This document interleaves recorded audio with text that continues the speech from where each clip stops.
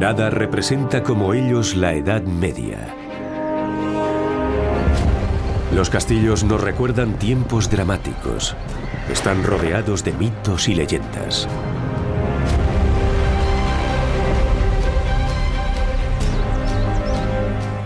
Los castillos eran lugares donde la gente vivía, trabajaba y moría. Fueron centros económicos, hogares fortificados y escenario de innumerables batallas. Y se convirtieron en parte de la herencia europea. En todos los castillos se hizo historia. Pero, ¿cómo era la vida tras sus muros? Fortalezas medievales. Más allá de los muros.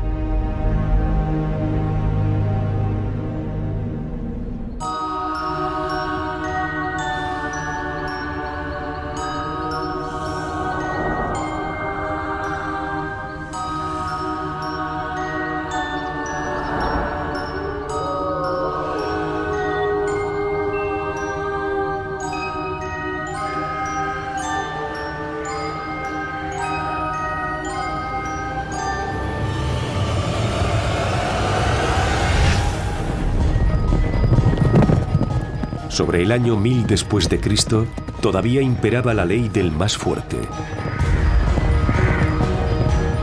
De la seguridad propia y de la de su familia debía ocuparse cada uno.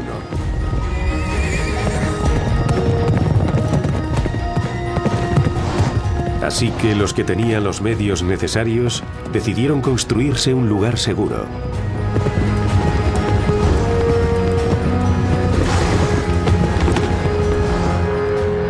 Refugio impenetrable para los enemigos. Esa era la función de los castillos, y fueron muy eficaces durante todo el medievo. Son el exponente más reconocible de la Edad Media. Y de esa época procede nuestra sociedad.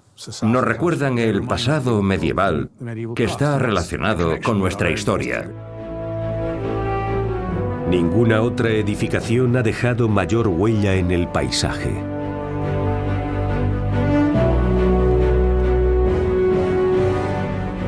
Por toda Europa encontramos estos testigos mudos de la Edad Media.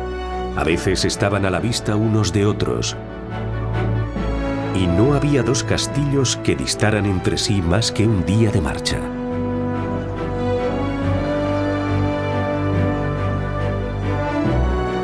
Pero solo una parte de las fortalezas medievales queda en pie.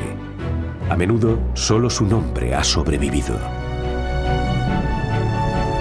Por toda Europa, miles de nombres de calles y topónimos dan testimonio de su inmenso número.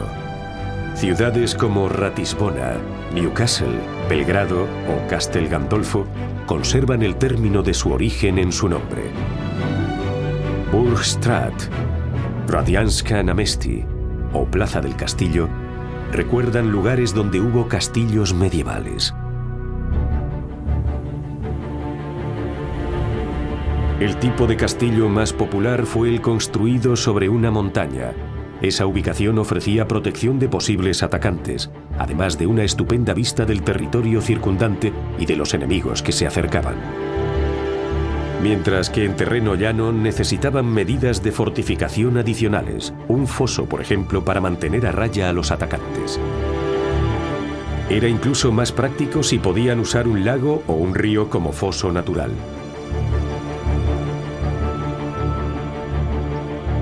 El castillo de Predjama es un buen ejemplo del aprovechamiento ingenioso de las condiciones naturales.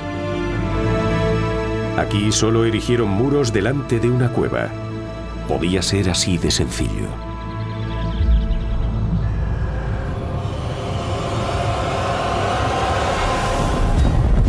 Durante la Alta Edad Media, muchos castillos seguían haciéndose de madera.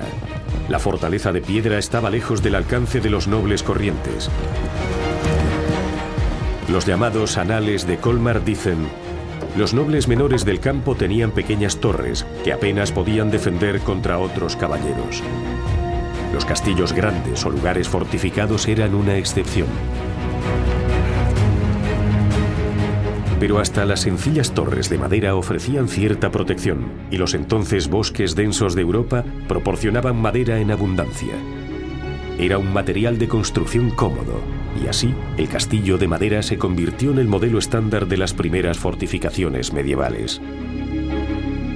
Una torre de madera en un monte puede ser algo básico, pero cumple su propósito como bastión defensivo, y ya muestra muchos de los rasgos de sus sucesoras de piedra.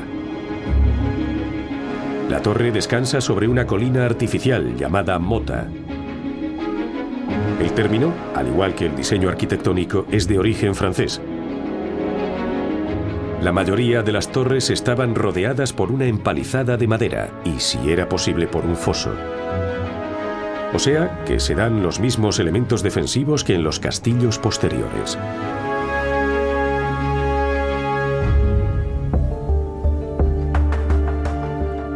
Toda mota tenía un patio exterior. También estaba fortificado con empalizadas y una trinchera. El patio ofrecía espacio para establos y chozas externos, para los siervos del señor del castillo.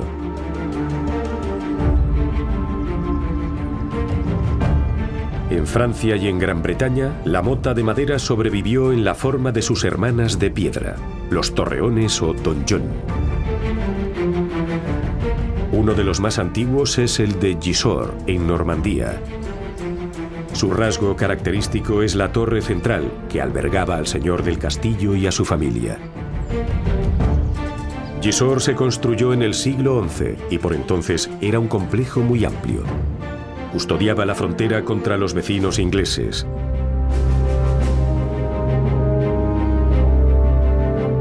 En Inglaterra también hay una mota de la época normanda. El castillo de Windsor fue construido por Guillermo el Conquistador como parte de un anillo de fortificaciones alrededor de Londres.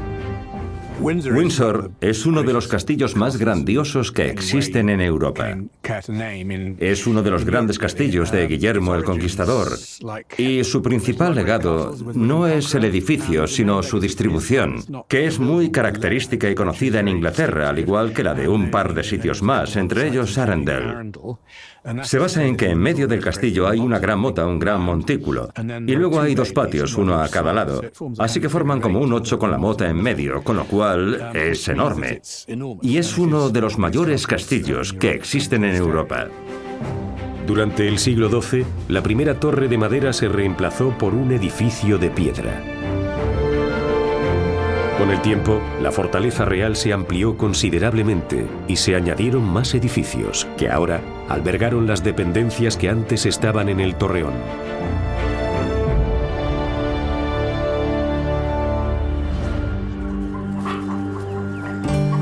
Aparte del castillo de Windsor, la mayoría de los castillos medievales eran más bien humildes.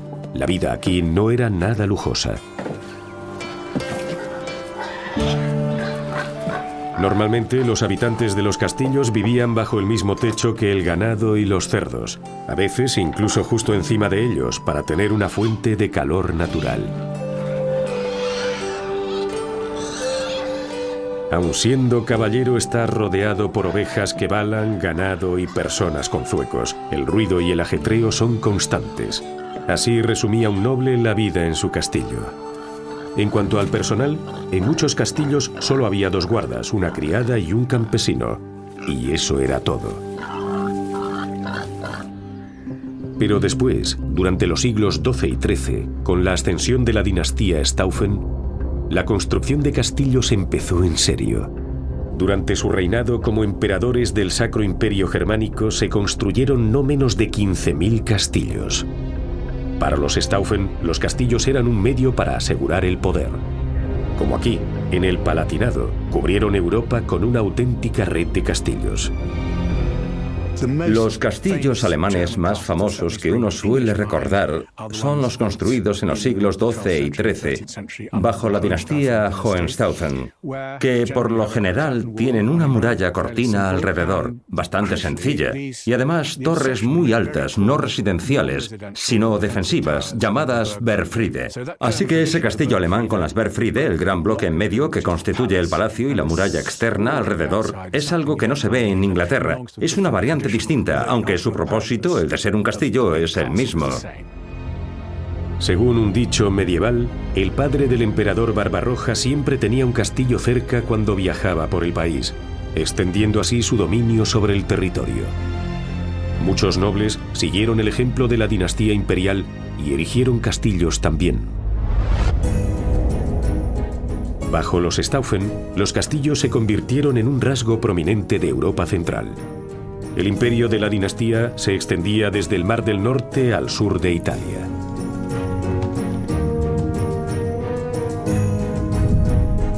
Astutos matrimonios acordados los ayudaron a ampliarlo todavía más, asegurando siempre sus nuevas posesiones con más castillos.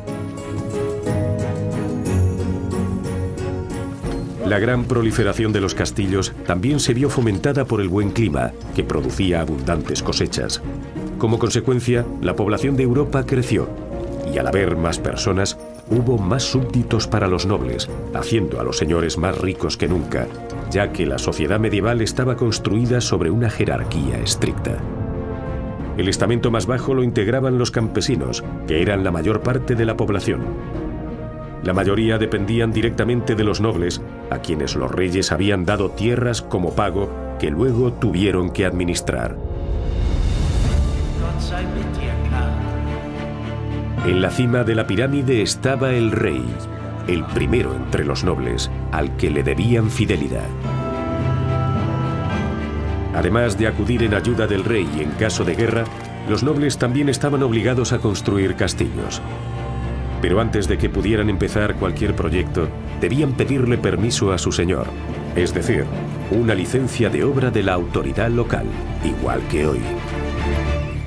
De que el permiso del rey era necesario hay buena constancia. En el espejo sajón figuran leyes que dicen expresamente lo que constituye un edificio fortificado. Es decir, si un edificio es un castillo y si por tanto necesita una aprobación previa. La definición incluye a edificios que estén rodeados por una trinchera más profunda que la altura de un hombre, o con murallas tan altas que no pueda alcanzar un jinete a caballo, o cuando los muros estén coronados por almenas, o un edificio que tenga una entrada por encima del nivel del suelo.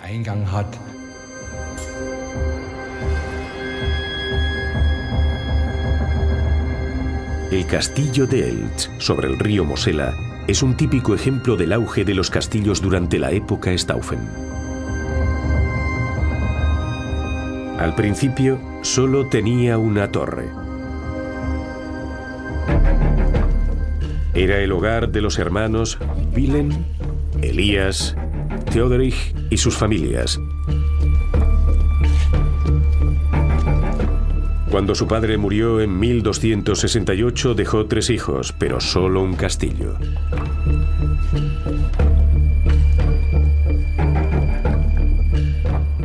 Esa especie de comunidad en vivienda compartida se llama también comunidad hereditaria. La convivencia tan cercana provocaba fricciones.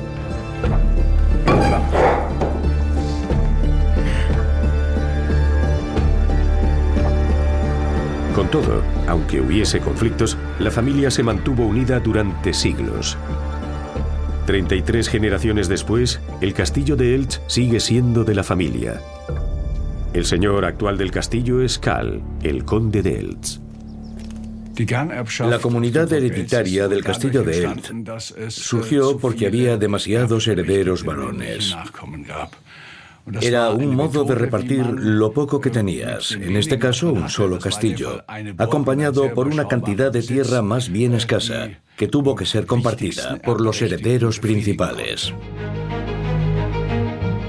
Los hermanos crearon 3 ramas familiares separadas. Los Eltz del león dorado, los del león plateado y los de los cuernos de búfalo. Pero administraban la finca en conjunto y vivían juntos en el castillo. Hoy el castillo de Elche aún muestra la enmarañada situación de entonces. Cada familia se construyó una especie de casa adosada dentro del complejo fortificado, cada propiedad pegada a la de su vecino. La falta de espacio llevó a soluciones creativas. Igual que en las ciudades modernas, solo cabía crecer hacia arriba. Pero a veces no hubo afinidad entre los miembros de la familia. Uno de ellos no quiso seguir yendo a misa con sus parientes y se hizo una capilla propia. No obstante, el único espacio disponible estaba en el dormitorio. Como la costumbre y las creencias no permitían otras habitaciones sobre una capilla, se añadió en forma de mirador. Por motivos prácticos, los Elche, como todos los constructores, recurrieron a materiales que había en la zona. Cuando buscaron el lugar, encontraron un promontorio rocoso en medio de un valle, donde había prácticamente todo lo necesario para construir un castillo. Había grauvaca, madera, por supuesto, y también pizarra cerca. También había cal y arcilla. Es decir, que tenían más o menos de todo. Para construir un castillo hacía falta mucha experiencia. Así que cuando planificó su casa en 1300, Theodorich contrató a un capataz. Pero por mucho que lo apremió, el proyecto se atascó. Incluso en el medievo la falta de obreros especializados era frecuente. Es una idea común errónea que los castillos medievales se erigieron empleando a los siervos. Los campesinos locales no tenían suficientes conocimientos.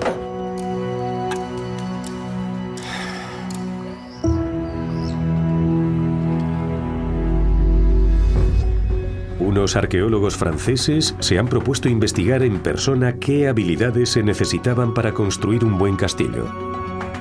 Aquí, en Guédelon, utilizan solo los métodos y herramientas del medievo. Ya que casi no hay escritos sobre los auténticos métodos de trabajo de las obras medievales, los arqueólogos van probando opciones. Por ejemplo, cuando hay que manejar la grúa de rueda, una de las innovaciones más importantes y revolucionarias del siglo XIII. Para subir un bloque de piedra ahora solo hacían falta 2 corredores dentro de la rueda y el que manejaba la grúa, mientras que antes se necesitaba la fuerza de una docena de hombres. Las obras aquí en Guédelon empezaron hace unos 20 años. Se cuenta con terminar el castillo en 2023. Hay 50 empleados permanentes que trabajan en él todo el año, más otros 200 ayudantes estacionales. Según se calcula, una cuadrilla medieval de 75 hombres tardó solo 5 años en erigir el castillo.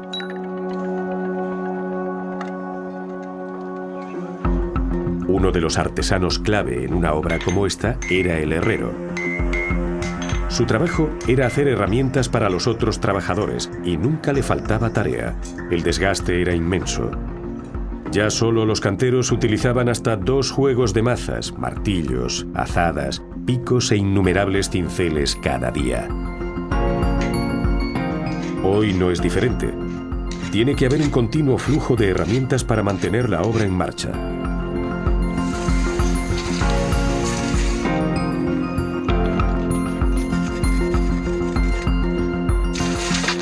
Así que todo dependía del trabajo constante de un herrero hábil para garantizar la buena marcha de toda la obra.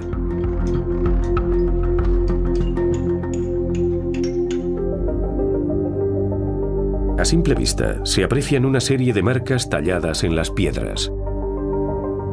¿Cuál era el propósito de esos signos extraños? La explicación habitual es que esas marcas eran un método de contabilidad. Cada cantero marcaba los bloques que había terminado y le pagaban según la suma final. Pero puede que esos signos sirvieran también para indicar la posición en que debían colocarse los bloques. O sea que la investigación ha demostrado que la interpretación de esas marcas como orgullosas firmas de artista puede descartarse. Los canteros podían ser los artesanos más artísticos, pero también estaban sujetos a las órdenes de un maestro de obra que les decía qué hacía falta y supervisaba su trabajo. En Elche, mientras tanto, las cosas al fin tomaban forma. Aunque no a gusto de todos. El diseño de Theodorich causó tirantez en la armonía familiar. Por si eso no bastara, las condiciones de trabajo no eran nada fáciles. Y luego, por supuesto, estaba el dinero. Construir un castillo era muy caro. Puede que no tanto como una catedral, pero el coste era muy elevado. Un noble menor tardaba de 10 a 20 años en poder terminar su castillo, es decir, casi toda la vida. No puede compararse una obra así con la de un chalet moderno en la costa u otro proyecto inmobiliario. En la muy jerarquizada sociedad medieval, tan solo un 8 o un 10% de la élite podía permitirse tener un castillo propio. Si eras acaudalado, normalmente podías permitirte una cuadrilla de unos 90 hombres. En el castillo de Elche, los hermanos siguen en desacuerdo. Por entonces, no había seguros médicos en caso de accidentes. El constructor no tenía la obligación de indemnizar por un miembro roto, si alguien se caía de un andamio o acababa enterrado bajo una pared derrumbada. Pese a todo, el trabajo debía continuar. El tiempo era escaso, ya que la construcción se restringía a las estaciones cálidas. Al llegar el invierno, toda la obra debía detenerse. Durante la estación fría, la mayoría del tiempo se pasaba tras los muros. Así que los que tenían medios se aseguraban de que el interior ofreciese la mayor comodidad posible. Poco mobiliario original de los castillos medievales ha sobrevivido.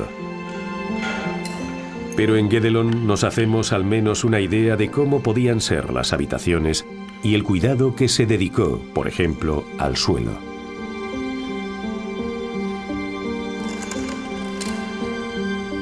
Las paredes estaban pintadas y decoradas con profusión. Casi no había paredes vacías en los castillos medievales. Los colores se conseguían con diversos pigmentos.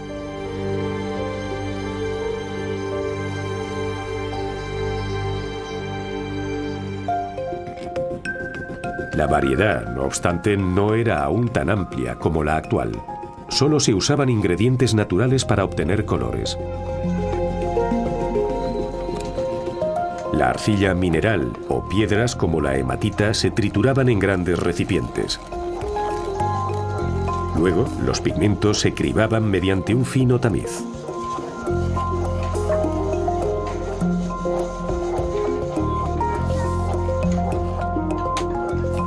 Por último, se mezclaban con agua y aglutinantes como clara de huevo, resina o aceite. Y después pintaban motivos decorativos en las paredes. En el castillo de Elche adornaron las paredes con ornamentos florales. Un diseño oriental traído aquí por los cruzados. En el medievo también hubo tendencias y modas. Lo mismo ocurre con los muebles, pero la tendencia general era más bien minimalista. Las habitaciones no estaban muy amuebladas. En los documentos del siglo XV aparece una cama y un baúl, a veces un armario empotrado. En el salón había tablones todo alrededor a modo de asientos, una mesa, 2 sillas, quizá 4. Así que el salón estaba escasamente amueblado. La frase levantar la mesa probablemente viene de que solo había un tablón con un soporte debajo, parecido a las de IKEA de ahora. Y al acabar la cena se retiraba y quedaba espacio para bailar. Los muebles en esa época tenían multitud de propósitos. Los baúles eran un objeto muy común. Servían como contenedores, cajas fuertes o se llenaban con arena para apagar incendios. Y también servían de asiento. Los armarios no se hicieron habituales antes del fin del medievo. Por entonces, los baúles estaban abarrotados de prendas que ahora se producían en abundancia y surgió la necesidad de más espacio de almacenaje. Sobre esa época, el estilo sobrio y sencillo dio paso a la decoración opulenta. El mobiliario pasó a ser símbolo de estatus. Su decoración elaborada servía para subrayar la posición social de sus propietarios. Aún así, los muebles medievales se hacían según los mismos principios del diseño actual. La forma sigue a la función. Cuando se iban a dormir, nuestros antepasados preferían las camas con dosel, como esta réplica del castillo de Eltz. Eran acumuladores medievales de calor. Para meterse en la cama primero había que subir 4 peldaños y aprovechaban el aire caliente que asciende. Después se cerraban las cortinas para que el frío no entrara y retener el calor.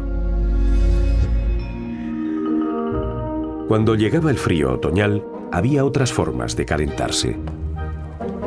Por ejemplo, el cuarto de baño podía usarse como sala de estar, ya que la mayoría de las veces era la única habitación caldeada del castillo. Para reducir costes, las chimeneas de las otras habitaciones solo se encendían en invierno.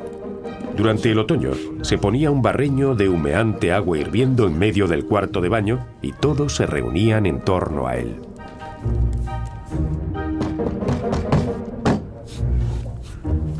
Cuando había invitados, no obstante, podía haber algún malentendido.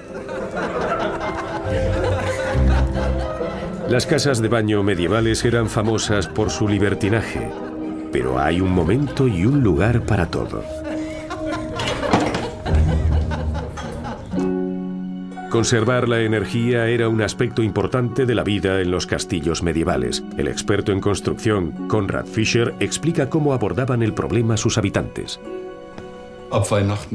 Desde Navidad en adelante hacía mucho frío, así que hacía falta ingenio para sobrevivir en las habitaciones heladas. Por supuesto, aquellos caballeros conocían algunos trucos. Al principio cubrían las paredes con pieles, es probable que de jabalí o con paños. Cuando la habitación se calentaba, las pieles y telas también lo hacían.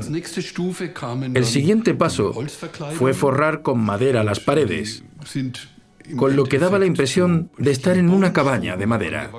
Toda la habitación se forraba con finos paneles de madera. Los paneles surtían el mismo efecto que las pieles. Su superficie se calentaba, ya que la madera es un estupendo material aislante. Con el tiempo, esos paneles pasaron de moda y se sustituyeron por algo nuevo: los tapices de pared. Con ellos los caballeros podían cubrir grandes superficies, y cuando se encendía fuego en una habitación, los tapices se calentaban y ofrecían calidez y bienestar, por no mencionar, por supuesto, su valor decorativo. Los tapices eran los cómics del medievo. Las historias que contaban tenían la función de instruir y también entretener. Sus protagonistas eran tanto santos cristianos como semidioses paganos. Durante los largos meses de invierno no había mucho que hacer y la vida en un castillo podía ser bastante aburrida, pero la gente en el medievo se adaptaba al ritmo de las estaciones. Improvisaban conciertos tocando el arpa de boca o el violín, o jugaban a algo. El ajedrez y el backgammon eran populares entre los nobles y sus señoras, mientras que los sirvientes preferían una partida de damas. Jugaban a los bolos, y también probaban suerte con juegos de pelota. El verano, sin embargo, era la estación para ir de caza, un pasatiempo típico de la nobleza. La variante más prestigiosa era la cetrería. El emperador Federico II incluso lo convirtió en un arte. Escribió un libro muy popular sobre ella que se convirtió en el manual estándar para los cetreros hasta bien entrado el siglo XIX. Pero la vida en el castillo no era solo diversión. Sus dueños también debían abordar temas más serios. Por término medio, un castillo sufría un asedio cada 75 años. La mayoría del tiempo había paz, al menos en la superficie. Bajo ella, no obstante, las cosas podían ser muy diferentes. 2 generaciones después de los 3 hermanos Elch, surgieron conflictos en su castillo. Puede que hubiese casas separadas para cada rama, pero había demasiadas personalidades distintas para convivir sin chocar. En una dinastía como la de los Elth, con la herencia compartida, por supuesto que había roces constantes de un tipo u otro. Así que para gestionar los conflictos de modo civilizado, se elaboraron las llamadas cartas de tregua entre las partes, que más o menos regulaban la convivencia. Fue una especie de constitución que incluso estipulaba lo que pasaría si matabas a alguien en una disputa. Como en 1372, cuando John, de los Elths del Búfalo, mató a su hermano Henry, de la rama del León Dorado. El motivo no quedó claro, pero ese acto llevó a elaborar una carta de tregua en 1430 que decía: no se harán daño entre sí, ni físicamente ni contra sus posesiones, sino que se protegerán y ayudarán mutuamente siempre que sea necesario. Y si era necesario, se reunían en la Sala de los Caballeros. La Sala de los Caballeros era el lugar donde los varones de la familia se reunían para resolver los conflictos. Era como una reunión de propietarios. Era un evento acordado, con intención de resolver allí todos los problemas que hubiese. La sala tiene dos detalles destacados. Uno de ellos es el de las cabezas de los locos, que simbolizan la libertad de expresión. Así que todos los presentes no solo pueden decir lo que quieran, sino que se les anima a hacerlo, sin miedo a que los demás se ofendan. Después está la rosa del silencio, que significa que todo lo que se decida aquí no saldrá de este lugar. Al contrario que en el castillo de Eltz, los habitantes de Burghausen, en Baviera, tenían un amplio espacio. El de Burghausen es quizá el castillo más largo del mundo. Sobre su promontorio se extiende por más de 1 kilómetro.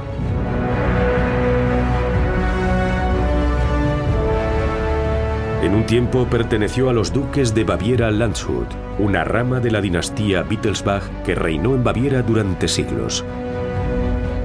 Eligieron Burghausen como una de sus principales residencias y lo transformaron en una de las mejores fortalezas del país.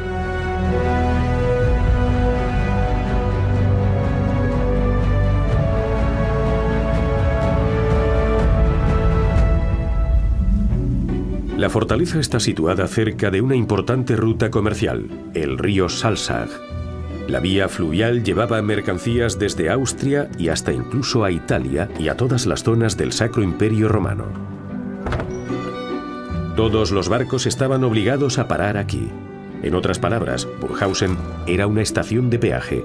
Sus libros de cuentas muestran que los ingresos anuales eran inmensos, y en el folclore, los duques pronto se convirtieron en los ricos Wittelsbach, sobre todo gracias a un producto especial que se transportaba por el río Salzach. El primer motivo de que este lugar se eligiera para construir un castillo fue el comercio de la sal. Era un bien muy preciado por entonces y se llevaba al norte por el Salzach. Y aquí había un cruce y un puerto, así que los duques tenían derechos de peaje. Por tanto, primero los duques y luego con el tiempo también los Wittelsbach ganaron una fortuna aquí. El castillo principal, en la cima del promontorio, se convirtió en la tesorería de los Wittelsbach y Burghausen fue transformado en uno de los castillos mejor protegidos de todo el imperio. Las ganancias del comercio de la sal permitieron que los Wittelsbach vivieran con esplendor y transformaran el castillo en una auténtica corte y una sede de poder. Hasta 200 hombres, mujeres y niños vivían aquí. El edificio principal estaba reservado para la familia y el séquito inmediato.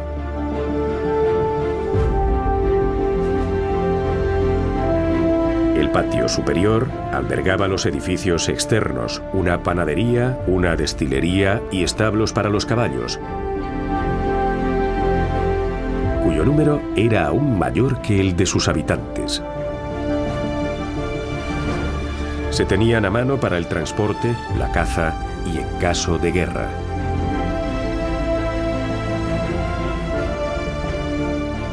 En el patio intermedio había dependencias para los funcionarios de la corte, entre ellos el sacerdote. Después estaba el arsenal, donde se almacenaban las armas junto con grano, cerveza y otras vituallas. Caballerizos, mozos de cuadra, cocineras, criadas y otros sirvientes tenían que apañarse en el patio inferior junto con el ganado.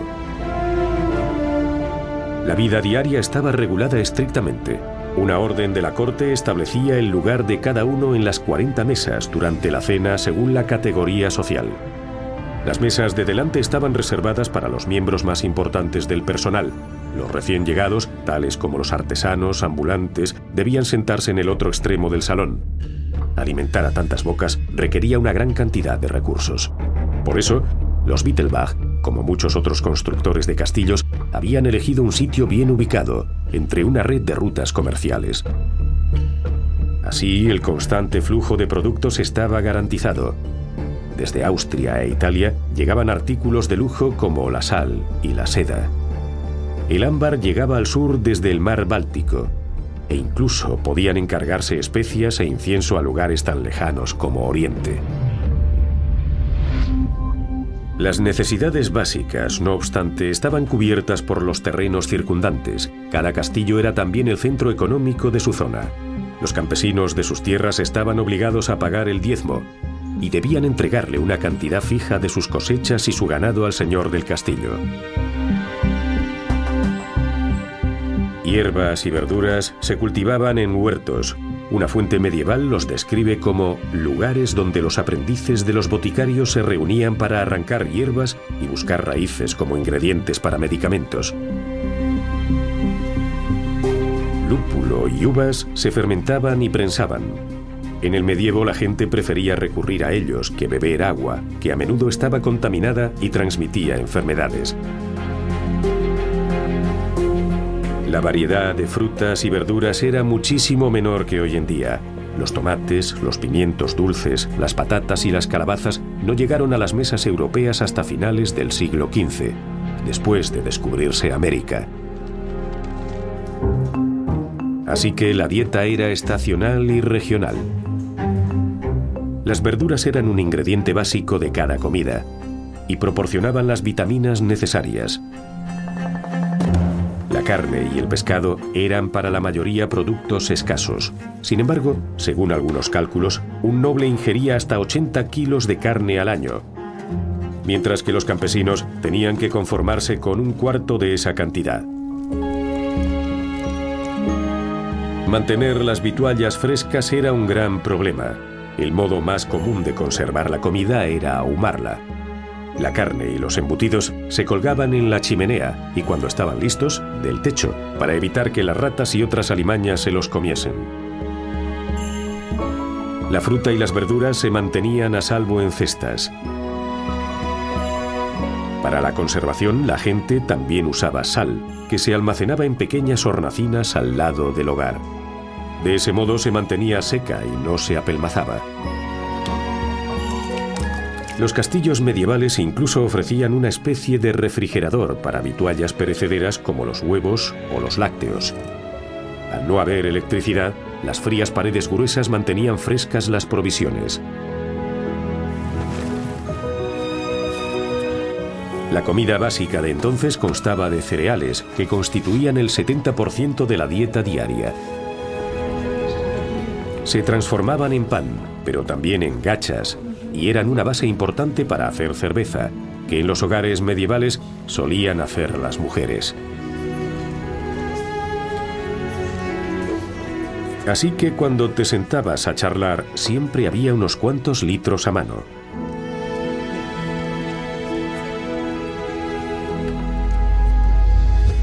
Lo que nos lleva a otra cuestión urgente.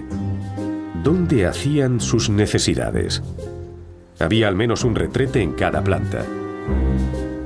En un pequeño castillo había 2 o 3. Había uno en la torre para el vigía, para evitarle bajar cuando tenía ganas de orinar.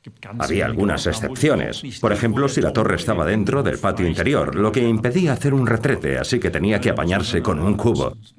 Pero en general, había excusados en todas partes.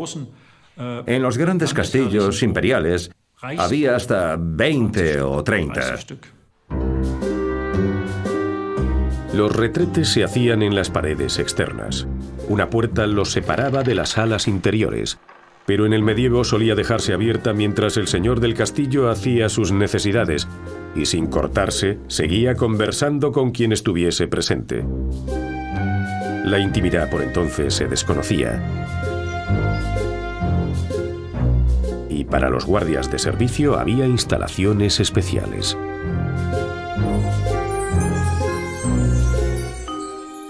Como se puede ver, este es el asiento.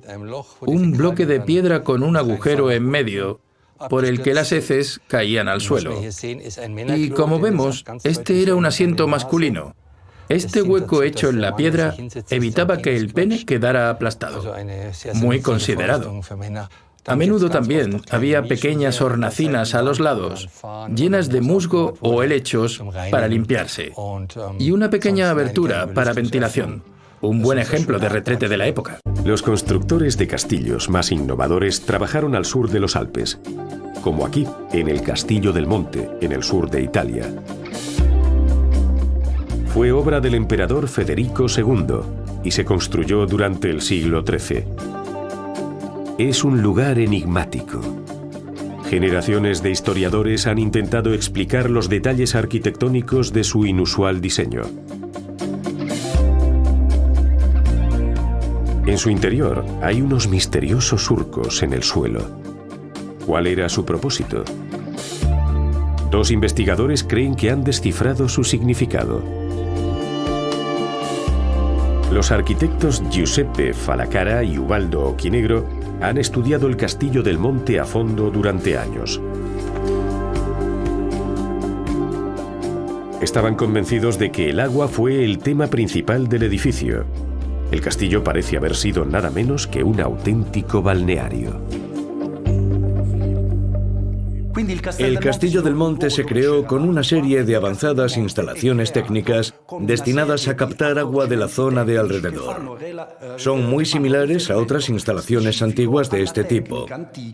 El agua se extraía del subsuelo, pero también había cisternas en la cima de 5 de las 8 torres que se encargaban de recoger el agua de la lluvia. Las cisternas están conectadas a una ingeniosa red de conductos que llevaban agua a todas las habitaciones del castillo. Un inteligente uso de la gravedad proporcionaba incluso suficiente presión en todas partes. Fue una obra maestra de ingeniería. Otro detalle para el que no se encontraba explicación eran las molduras decorativas que hay en toda la planta superior del castillo. Un detalle arquitectónico que nos llamó enseguida la atención fue el de las molduras de la planta superior. Son en realidad canales cilíndricos que se usaban para recoger la humedad de las habitaciones. La condensación de las paredes goteaba hacia esos espacios huecos y luego se llevaba fuera. Así que podemos decir que esas molduras tenían una doble función. Por un lado eran prácticas, pero también eran decorativas al mismo tiempo.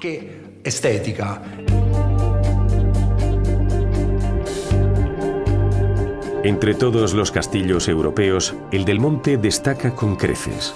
Los demás no alcanzan su nivel de complejidad técnica.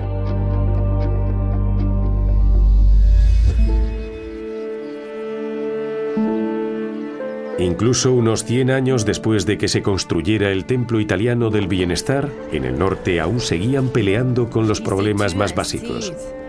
Muy a menudo los habitantes de los castillos estaban a oscuras, incluso durante el día, ya que todas las aberturas se cerraban con contras de madera, pergamino o paja para evitar las corrientes y el aire frío. Había pocos dueños de castillos que pudieran permitirse paneles de cristal.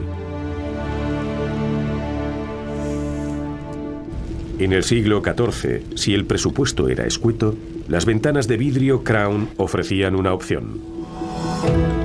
Eran mucho más sencillas de hacer que las de vidrios grandes.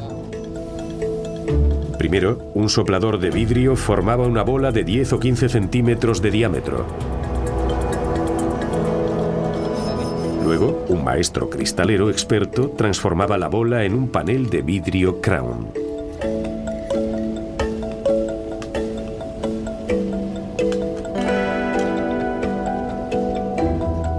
Los pequeños paneles se fijaban después en un marco de plomo. La ventana terminada se convirtió en un rasgo típico de los castillos e iglesias medievales tardíos y de las casas de ciudadanos ricos. Así que gracias a las ventanas de vidrio, la gente de Europa Central ya no tuvo que elegir entre la luz y el abrigo. Las ventanas de vidrio Crown cerraban las aberturas, pero dejaban pasar la luz diurna. En los siglos XV y XVI, las ventanas de vidrio Crown se industrializaron para que un gran número de personas pudieran permitírselas. También tenían la ventaja de reducir la presión, dispersándola en muchas superficies pequeñas en lugar de en un panel grande. Y con el marco de plomo también tenían mayor estabilidad. La propagación de las ventanas de vidrio Crown ayudó a que los castillos medievales fuesen más acogedores.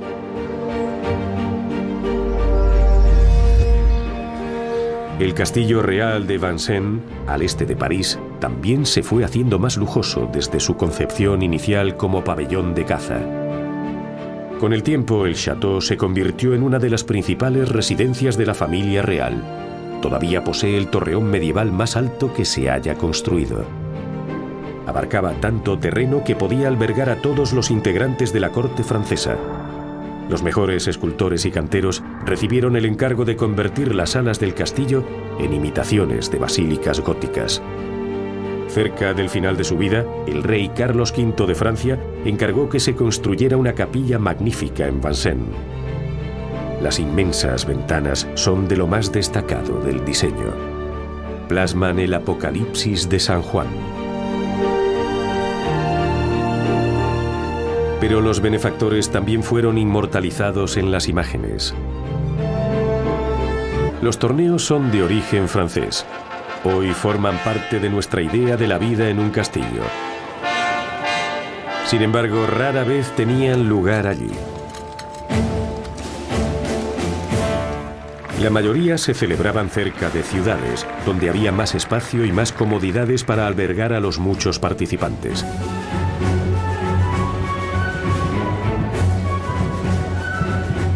Dada la comparativa pequeñez de un castillo, celebrar en él grandes eventos como un torneo era imposible.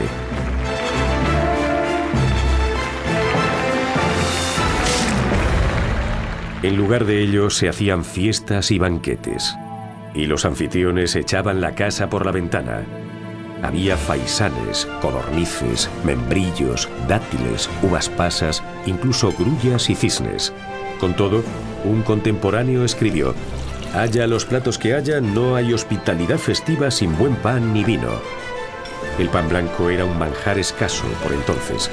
En el siglo XV, los duques de Burghausen eran famosos por sus bailes de disfraces y tío vivos.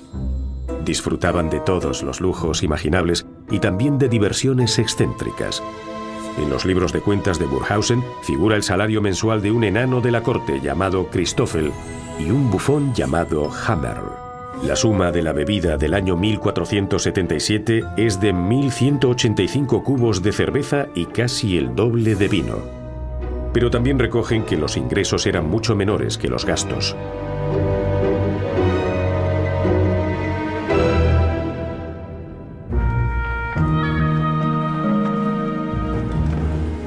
Sobre todo la duquesa Hedwig, que vivió en el castillo desde 1479 a 1502, era muy gastadora.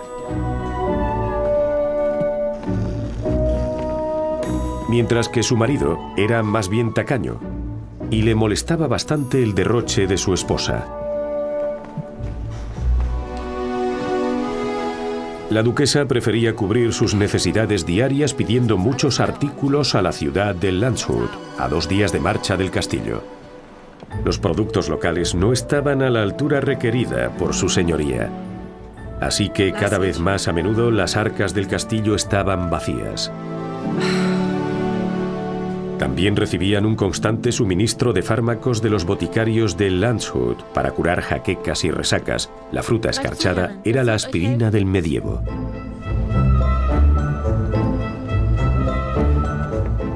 Pero no había cura para la galopante merma que afectaba a las finanzas del castillo.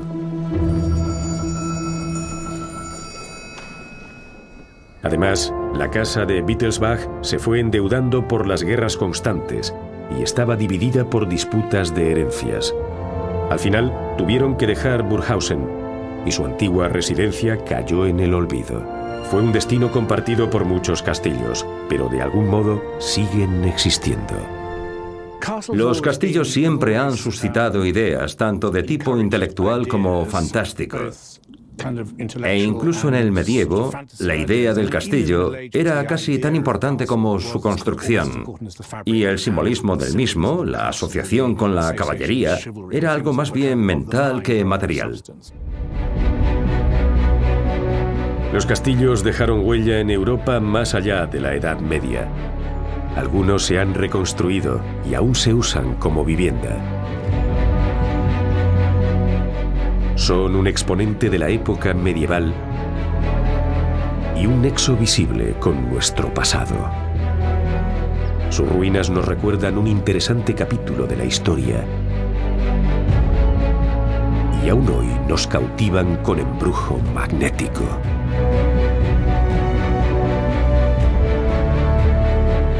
En el siglo XIX los castillos estuvieron otra vez de moda. Su leyenda arraigó por toda Centroeuropa, haciendo que se construyeran nuevos castillos con diseños medievales. Por entonces, por supuesto, ya no se construían como medio de defensa. No eran más que gigantescos caprichos, surgidos de la glorificación romántica del medievo, como este de Neuschwanstein. Pero también son prueba de la constante fascinación que aún sentimos al contemplar estas poderosas fortalezas medievales.